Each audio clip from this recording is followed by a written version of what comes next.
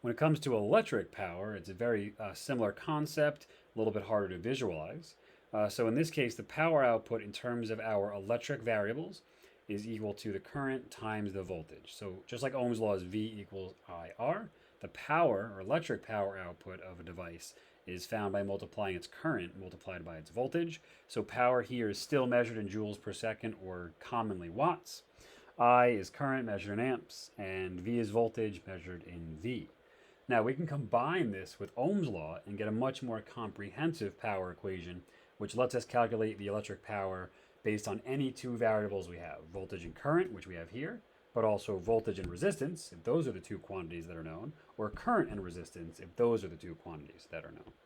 So you don't have to memorize this, but just to walk you through it, if I take V equals IR, and we know from up top that P equals IV, I should be able to substitute I times R in place of V. So instead of P equals IV, I get P equals I times R.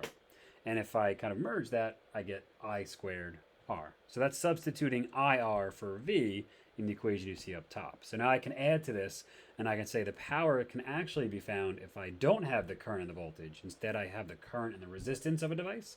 I can square the current and multiply it by the resistance. That's just combining my P equals IV equation with Ohm's law, V equals IR. Now, another way I can do this is I can take Ohm's law and I can solve for current. I can divide both sides by R. So we know that I is equal to V divided by R.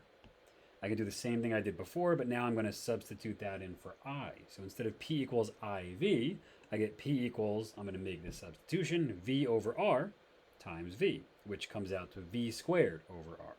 Again, you don't have to memorize how to derive these, and you don't even have to memorize that equation up top. You'll be given that equation, just understand how these were arrived at. They don't come out of thin air.